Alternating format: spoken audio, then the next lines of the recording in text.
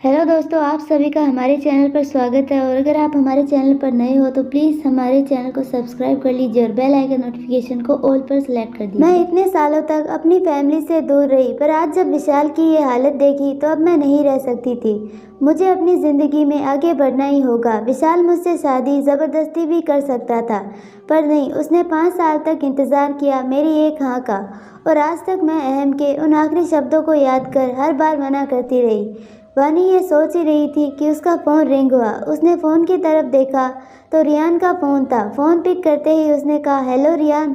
दूसरी तरफ से रियान की आवाज़ आई, हेलो वानी, आज शाम को पार्टी है हमारे न्यू प्रोजेक्ट की। डीडी की तरफ से ये पार्टी ऑर्गेनाइज की गई है। हम रात को 9 बजे होटल ब्लू सैन में, और पता चला है कि डीडी आज सबके सामने आने वाला है और वो बहुत बड़ी अनाउंसमेंट करने वाला है। And we have partners. तो उसने पार्टी के लिए हमें इनविटेशन भेजा है। न्यू प्रोजेक्ट है तो हमें जाना होगा, तुम रेडी रहना, ओके। वानी डीडी की बात सुनकर उसे उस दिन हुए कॉन्फ्रेंस रूम का वाकया याद आता है। उसके दिमाग में एक बार फिर से अहम का नाम खनका। उस इंसान से जितना दूर जाने की कोशिश करती हूँ, अगले ही पल कुछ ऐसा होता है कि उसके सामने अहम का वो हैंडसम फेस और उसकी बातें याद आती है। सच में ये इंसान नहीं, कोई मैग्नेट है जो हर वक्त उसकी तरफ किसी लोहे की तरह खींच लेता है। बहुत इंतज़ार के बाद भी जब रियान ने वानी की आवाज़ नहीं सुनी तो उसने फिर से कहा, वानी क्या हुआ, सब ठीक है ना। वानी अपने ख्यालों से बाहर आते हुए हड़बड़ी में बोली, रियान सब ठीक है, मैं तैयार रहूँगी, मैं सीधे तुम्हें ब्लू सैन होटल में मिलूँगी, ओके बाय बाय। इतना कहकर उन्होंने फ़ोन काट दिया। वहीं दूसरी तरफ अहम बिल्डिंग की 36 फ्लोर पर ग्लास के वॉल से बाहर की तरफ देख रहा था। वहां से पूरी मुंबई दिखाई दे रही थी। तभी उसकी कैबिन का डोर ओपन होता है और एक नौजवान अंदर आता है। अहम बिना पीछे मुड़े ही कहता है, एकांश मैनर्स कहाँ गए, डोर नॉक करके आना चाहिए। एकांश आराम से अहम के बाजू में खड़े होते हुए बोला, ब्रो ये आपका बेडरूम नहीं है और अभी तो भाभी भी नहीं है, तो कुछ चांस नहीं है कि आप रोमांस कर रहे होंगे, तो मैं आ सकता हूँ अभी बेझिझक। जब भाभी आएंगी तो मैं जरूर ख्याल रखूंगा। अहम उसकी तरफ एक तीखा सा लुक देता है। तभी एकांश तुरंत सीरियस होकर बोला, ओके ओके मैं ख्याल रखूंगा। अहम अपनी सिगरेट का कस लगाकर धुएं को हवा में उड़ाते हुए बोला, सारी तैयारी हो गई। यस ब्रो, सारी तैयारी हो गई। बट भाई आप करने क्या वाले हो, मुझे कुछ समझ नहीं आ रहा। एकांश ने एक फाइल अहम की तरफ बढ़ाते हुए बोला। अहम फाइल लेकर रहस्यमय स्माइल के साथ बोला, जस्ट वेट एंड वॉच, जो होगा इंटरेस्टिंग होगा। मुझे अपनी चीज़ें अपने पास ही रखना पसंद है। एंड अब इंतज़ार ख़त्म हुआ, बहुत हो गई दूरियां, बहुत खेल खेल लिया पीछे से, अब आके अगर खेलते हैं खेल, मज़ा आने वाला है। इतना कहते हुए उसके फेस पर अजीब सी मुस्कान थी। एकांश अपना मुंह बनाते हुए बोला, अब जो होगा पार्टी में होगा, लेट्स सी। अहम अपनी चेयर पर बैठते हुए बोला, नाउ गेट लॉस्ट। एंड मैंने जो कहा है वो चीज़ मुझे रात को पार्टी में चाहिए। अगर उसके बोलने से पहले ही एकांश फटाक से बोला, अगर मगर कुछ नहीं, मुझे उस शख्स की तरह माइल में काम करने का कोई शौक नहीं है। मैं जीना चाहता हूँ और ये ऐसे आराम की ज़िंदगी जीना चाहता हूँ। आपकी चीज़ आपके पास होगी। इतना कहकर वो वहाँ से जैसे गायब हो गया, जैसे अहम उसे अभी के अभी कच्चा निगल जाएगा। अहम ने अपना सर हिला दिया और फिर अपनी आंखें बंद कर दी। उसकी आंखों के सामने वानी का चेहरा आने लगता है और फिर अचानक से ही उसे अयान याद आ जाता है। वो अपनी आंखें झट से खोलकर टेबल पर रखी फाइल को देखते हुए टैप करने लगता है। वो खुद से बोला, हार्ट, चीज़ें वो छुपाई जानी चाहिए जो छुप सके, वो नहीं जो छुपाई ना छुपे। इतना कहते हुए उसके फेस पर मिस्टीरियस स्माइल आ जाती है। रात का वक्त, hotel Blue Sun. Riyan hotel की पार्किंग लॉट में खड़ा था। वो अपनी वॉच में देखते हुए बोला, ये वानी कहाँ रह गई। एक वानी और दूसरा अयान, दोनों ने मेरी ज़िंदगी में तूफान लाकर खड़ा कर दिया है। पता नहीं इन दोनों को संभालने वाला कहाँ है। फिर वो ऊपर की तरफ देखते हुए बोला, अहम खत्री, आखिरी शब्द ऐसा क्या बोल गया जो मेरी दोस्त को देवदास।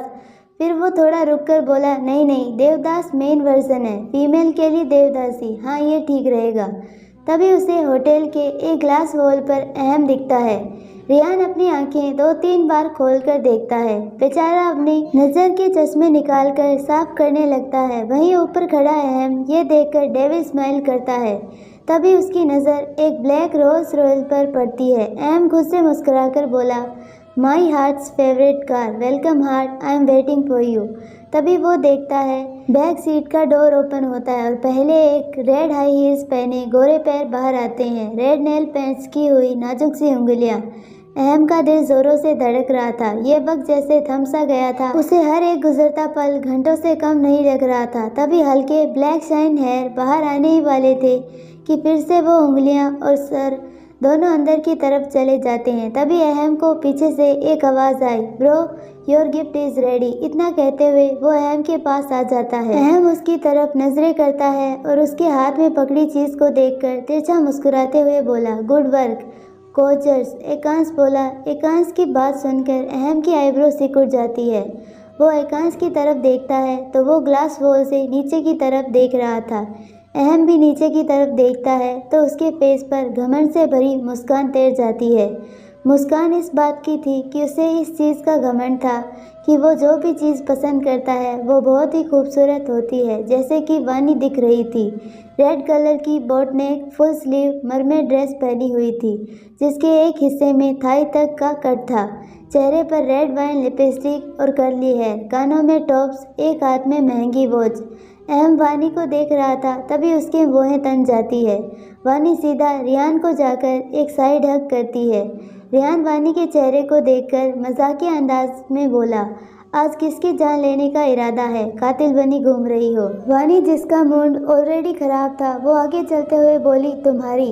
रियान उसके पीछे दौड़ते हुए बोला, अरे शर्म कर, मेरी बीवी और बच्चे भी हैं, उनका क्या होगा? वानी रियान को देखती है तो रियान सीरियस होकर बोला, ओके अब मैं कुछ नहीं बोल रहा हूँ।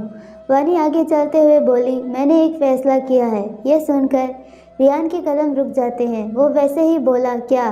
वानी रियान की तरफ देखती है और फिर एक फीकी सी मुस्कान के साथ बोली, तुम जो समझ रहे हो वो मैं नहीं करने वाली। रियान थोड़ा झिझकते हुए बोला, नहीं वो मेरा मतलब नहीं था, मैं विशाल के होश में आते ही उससे शादी करने वाली हूँ। वानी आगे बढ़ते हुए बोली। ये सुनकर रियान के कान खड़े हो जाते हैं। वो कुछ कहता उससे पहले ही वानी अंदर जा चुकी थी। वो उसके पीछे भागते हुए बोला, रुको, क्या मुसीबत है यार, ये लड़की का दिमाग कब सीधा चलता है। पहले सगाई छोड़कर अहम खतरी से दुश्मनी मोड़ लेने चली गई थी। जब वो मर गया तो उसकी 2-4 बातें याद रखकर 5 साल गुजार दिए। अब विशाल कोमा में चला गया तो उससे शादी करने जा रही है। ये लड़की मरे हुए इंसानों को ही अपने पास रखती है क्या? इतना कहकर वो अंदर चला गया। अंदर पार्टी जोरों शोरों से चल रही थी। हर जगह पर देश के बड़े से बड़ा बिजनेसमैन खड़ा था। यहाँ पर कोई भी नॉर्मल नहीं था। हर इंसान अपनी पहचान रखता था। देश के नामी बिजनेसमैन इस पार्टी में आए थे। आखिर आते भी क्यों ना, सबसे बड़े बिजनेसमैन द एके इंडस्ट्री की पार्टी। हालांकि एके नहीं रहा था पर उसके पीछे उसके भाई ने सब कुछ अपने हाथ में लेकर अपना एक ब्रांड खरीदा, डीडी, जिसे आज तक किसी ने भी नहीं देखा। सबको आज वो दिखने वाला था। तभी एक तरफ स्टेज पर से आवाज़ आई, अटेंशन प्लीज़। आवाज़ सुनकर सभी लोग उस तरफ देखने लगे। वहाँ पर एक नौजवान खड़ा था। वो अपना हाथ हिलाते हुए बोला, hello everyone, welcome to this biggest party. I hope you will enjoy but the main reason in this party is 2 reason. The biggest project we have achieve and second reason is the dark devil of DD come back. इतना कहते हुए उसने उस तरफ इशारा किया। वहाँ से अंधेरों को चीरते हुए एक परछाई सबके तरफ बढ़ती है। महंगे ब्लैक बूट, ब्लैक पैंट, हाथ में महंगी घड़ी, रॉयल बूट शर्ट, उसके ऊपर royal black suit, left side gold branch, चेहरे पर कातिल मुस्कान, जेल से परफेक्ट किए हुए black hair. Here the DK उर्फ द डार्क डेविल उर्फ the AK is come back. So now enjoy this time clapping everyone. Clapping का क्या मजाक था। यहाँ सब लोग अपनी जगह पर बर्फ की तरह जम गए थे। वानी के सर से ठंडे पसीने छूट गए। उसे लग रहा था उसका शरीर कांप रहा था, उसका गला भी सूख रहा था। उसकी ऑलिव ग्रीन आइज सीधी अहम की सिल्वर आइज से टकरा जाती है। अहम उसे देखकर अपनी आइज विंक कर देता है। वानी धीरे धीरे सर ना में हिलाते हुए बोली, no no he never come back. Vani तुम्हें कोई इल्यूजन हो रहा है। इतना कहते हुए वो सीधा वहाँ से बाहर की तरफ भागने लगती है। वहीं वहाँ मीडिया में हलचल मच गई और हर एक चैनल में एक ही न्यूज़ चल रही थी, the AK is come back. Vani भाग रही थी कि उसका हाथ कोई पकड़ लेता है। वानी जल्दी से पीछे मुड़कर देखती है तो कांपने लगती है। वानी अपने सामने खड़े अहम को देखकर उसके शरीर में सिरन पैदा हो गई थी। उसका एक रोम रोम खड़ा हो गया था। वानी की ऑलिव ग्रीन आइज अहम के सिल्वर आइज से मिलती है। वानी नाम में सिर हिलाते हुए बोली, नो यू कांट। तभी अहम टेढ़ा मुस्कुराते हुए बोला, हार्ट डोंट बी स्कैर्ड। हर बार मुझे देखकर भागना अच्छी बात नहीं, बिकॉज फिर वो थोड़ा रुककर कुछ सोचते हुए बोला, बिकॉज मैं तुम्हारा। वो वानी को एक झटके में अपनी तरफ खींच लेता है। वानी सीधा उसके सीने से जा लगी। उसे होश नहीं था अभी। उसे भरोसा नहीं हो रहा था कि क्या सच में अहम उसके सामने है। अगर हाँ, तो वो इस बात पर खुश हो कि उसके हर एक गहरे राज और सच से अब पर्दा हटेगा, या फिर यह जानकर दुखी हो कि उसके भाई को मारने वाला कातिल अभी जिंदा है। वही मीडिया उन दोनों को लाइव दिखा रही थी।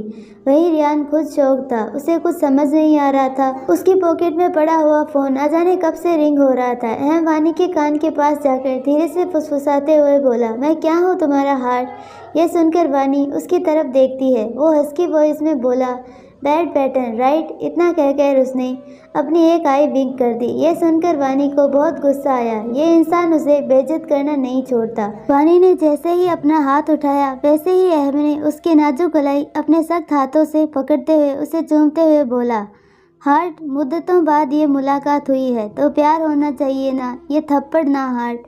वानी ने उसकी आंखों में देखते हुए कहा, किस मिट्टी के बने हो तुम। अभी मेरा मूड नहीं है तुम्हें बताने का। अभी मेरा मूड कुछ और करने का कर रहा है। इतना कहकर उसने मीडिया की तरफ देखते हुए एक डेविल स्माइल करते हुए अपनी एक आई विंक कर दी।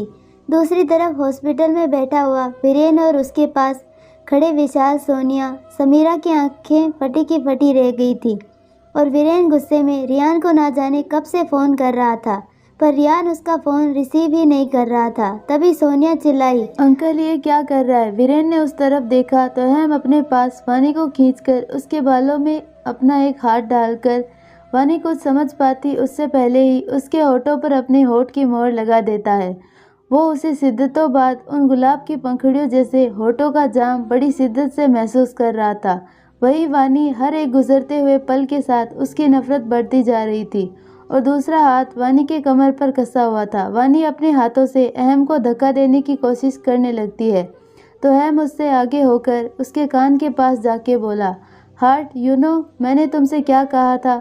अगर वो जानना चाहती हो तो कोऑपरेट विद मी। उसकी बात सुनकर वानी अहम को देखते हुए बोली, यही सबके सामने तुम एक नंबर के घटिया आदमी हो। अहम उसके गाल पर उंगली फेरते हुए बोला, आई नो दैट, कुछ नया बोलो। ये सुनते ही वानी घिन से अपना चेहरा दूसरी तरफ कर लेती है। Let's go. अहम उसकी कमर में हाथ डालकर उसके गाल पर किस करते हुए कहा। वानी ना में सिर हिलाते हुए बोली, प्लीज ऐसा मत करो। अहम आगे बढ़ते हुए बोला, today is our special day heart, so smile. वहीं रियान अपने फोन की तरफ देख रहा था। तभी उसकी नजर सामने एकांश पर जाती। एकांश उसे हाथ ऊपर कर हाई फाई देता है। रियान अभी भी उससे हाई फाई करता है और फिर अपने फ़ोन को देखते हुए डेविल स्माइल करते हुए बोला, तड़प तड़प, आज तेरी बारी आई है। कुछ हम तड़पे थे, अब कुछ तू तड़प। इतना कहते हुए वो वानी और अहम को देखता है जो स्टेज पर खड़े हैं। मम्मा, ये तो वही अंकल है, क्रेजी अंकल। अयान जो नीहू की गोद में बैठा हुआ था वो सामने टीवी में न्यूज़ देखते हुए बोला। नीहू भी शॉक थी, सामने देख रही। वो धीरे से बोली, वानी की ज़िंदगी के तूफान कभी ख़त्म नहीं होते। पर अयान, वो मन में कुछ सोचते हुए अयान पर अपनी पकड़ कसते हुए, नहीं, मैं अयान को खुद से कभी दूर नहीं होने दूंगी। वो मेरा बेटा है, चाहे जो भी आए या फिर अहम ही क्यों ना आ जाए, मैं अयान को खुद से कभी दूर नहीं करने दूंगी। इतना कहते हुए उसकी आंखों में पानी आ गया था। अयान अपने नन्हे नन्हे हाथों से उसके आंसू साफ करते हुए स्वीट वॉइस में बोला, वाई आर यू क्राइंग मम्मा। आप तो अयान बेबी को क्राई करने से मना करते हो, तो आप क्यों रो रहे हो। नीहू उसके नन्हे हाथों को अपने हाथों में थामकर उसे चूमते हुए बोली, मम्मा नहीं रो रही है बेटा, आप जब तक मम्मा के पास हो, मम्मा स्ट्रॉन्ग है। मेरा अयान बेबी हमेशा मेरे पास रहेगा। अयान प्यार से उसके गाल पर किस करते हुए बोला, आई एम अयान सिंघानिया, और अयान सिंघानिया से उसकी मम्मा को कोई दूर नहीं कर सकता। I am brave boy mamma, yes my Ayan is brave boy. इतना कहते हुए नीहू उसे गले लगाकर एक गहरी सांस लेती है। वहीं दूसरी तरफ पार्टी हॉल में अहम आकांश की तरफ हाथ बढ़ाया तो आकांश उसके हाथ में एक बॉक्स रख खुद माइक लेते हुए बोला, so everyone guys know that the AK is come back and he give a big news, he engage with his love Vani Khurana. वानी खुराना बिजनेस डील के साथ ही एक कदम और आगे बढ़ाते हुए रिश्ते में जुड़ने वाले हैं ये दोनों। आज की इस शाम को और शानदार बना रहे हैं। सो everyone guys enjoy this precious moment. अहम बॉक्स खोलकर वानी का लेफ्ट हैंड पकड़कर उसे अंगूठी पहनाने लगता है। वानी अहम को घूरकर देख रही थी। वो अपने हाथ में पहने रिंग को देखती है। वो रॉयल ब्लू डायमंड की प्रिंसेस रिंग थी। अहम वानी के कान के पास जाकर धीरे से बोला, तुम्हारी पसंद की गई ही रिंग तुम्हें पहना रहा हूँ, कितना अच्छा हूँ ना मैं। वानी उसकी बात सुनकर रिंग को देखती है। रिंग को देखते ही उसके दिमाग में धुंधली यादें और तस्वीर दौड़ जाती है। वहीं अहम रिंग देखते हुए कुछ याद आता है। फ्लैशबैक। एक लड़की जो ज्वेलरी शॉप में थी वो चिल्लाते हुए बोली, अहम मुझे ये रिंग पसंद है। Do you really like this type of ring? अहम अपनी आईब्रो उचकाते हुए बोला। वानी अपना मुंह बनाकर बैग उठाते हुए अहम के सिर पर मारते हुए बोली, तुम्हें मेरी एक भी चीज़ पसंद करूँ तो पसंद क्यों नहीं आती? अहम वानी को कमर से पकड़कर अपने पास खींचते हुए बोला, because you like me and I like you, so हम दोनों में से चॉइस मेरी ज़्यादा अच्छी हुई। इतना कहते हुए वो उसके नोज़ पर किस करता है। यह सुनकर वानी अहम के सीने पर हाथ रखकर मुस्कुराते हुए बोली, मिस्टर अहम खत्री, आपको मेरी एक और पसंद की गई चीज़ पसंद करनी पड़ेगी। इतना कहकर वो अपने बैग में से एक रिंग निकालती है और अहम को पहनाते हुए बोली, इसे कभी खुद से दूर मत करना, बिकॉज इसमें मैं हूँ जो हर वक्त तुम्हारे दिल के तार से जुड़ी रही, but you are my heart. इतना कहते हुए अहम वानी का हाथ पकड़कर अपने दिल वाली जगह पर रख देता है। अहम वानी को रिंग पहनाते हुए बोला, हाँ चॉइस इतनी भी बुरी नहीं है। तभी उन दोनों के कान में किसी के खांसने की आवाज़ आती है। यह सुनकर वानी की आंखें बड़ी हो जाती है और वो अहम को खुद से दूर करने की कोशिश करते हुए बोली, अहम छोड़ो मुझे, डैड हैं यहाँ पर। अहम वानी के पीछे देखते हुए बोला, डैड एनी प्रॉब्लम? पीछे काले कलर का सूट पहना हुआ हैंडसम आदमी खड़ा था जिसकी उम्र का अंदाज़ा नहीं लगाया जा सकता था कि वो कितने साल के होंगे। देखने से तो वो अहम के बड़े भाई लग रहे थे। वानी अहम की बात सुनकर उसे दूर करने लगती है पर वो उसे नहीं छोड़ता। भाई कहाँ खो गए आप? डांस नहीं करोगे क्या आप? एकांश अहम के कंधे पर हाथ रखकर बोला। अहम अपने होश में आते हुए बोला, नो। फिर वो सबकी तरफ देखते हुए बोला, you guys enjoy the party. इतना कहकर वो वानी का हाथ पकड़ता है और आगे बढ़ जाता है। वानी अहम के पीछे चलती हुई बोली, अहम हम कहाँ जा रहे हैं? छोड़ो मुझे, तुम मुझे बार बार ब्लैकमेल नहीं कर सकते। अहम ने अपने दूसरे हाथ की मुट्ठी कसकर भींच रखी थी। वो अपने कदम तेज कर देता है जिससे वानी अपने कदम मिला नहीं पा रही थी। वानी चिल्लाते हुए बोली, अहम धीरे चलो अहम, क्या पागलपन कर रहे हो? अचानक ही वानी का पैर लड़खड़ा जाता है और वो गिरती उससे पहले ही अहम एक झटके से उसे अपनी तरफ खींच लेता है। दर्द से वानी अपनी आंखें बंद कर देती है। अहम वानी को घूरते हुए बोला, दर्द हो रहा है हार्ट, मुझे भी बहुत होता है, पर अफसोस ये तुम्हें दिखाई नहीं देता। वानी आंखें खोलकर अहम को देखती है। आज पहली बार अहम ने गुस्से में वानी से छोटी सी ही सही अपनी फीलिंग शेयर की थी।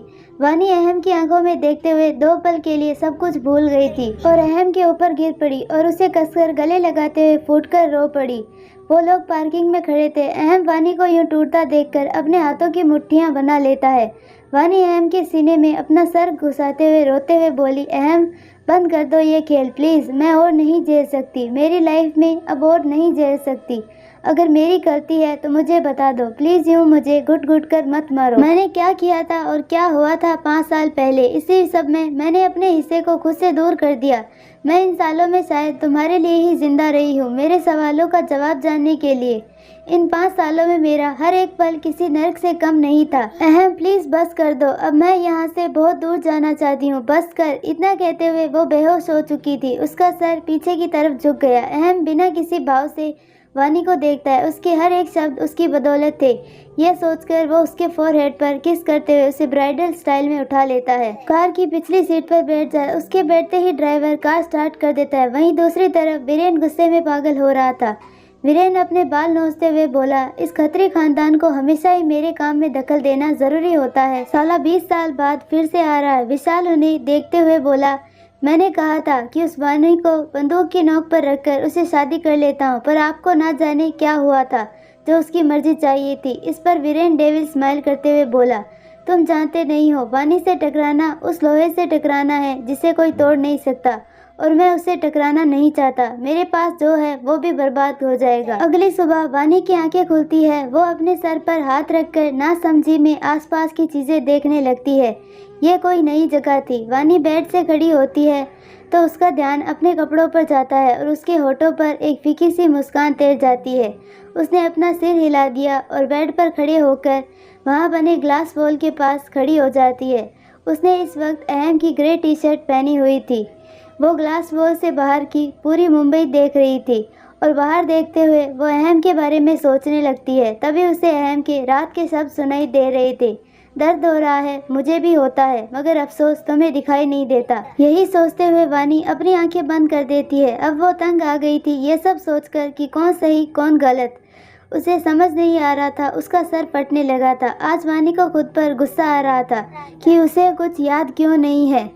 आई होप आपको ये पार्ट पसंद आया तो प्लीज़ हमारे वीडियो को लाइक शेयर और चैनल को सब्सक्राइब ज़रूर कीजिए और बेल आइकन नोटिफिकेशन को ऑल पर सेलेक्ट कर दीजिए ताकि हमारी सारी वीडियोज़ की नोटिफिकेशन आपको मिलती रहे। धन्यवाद।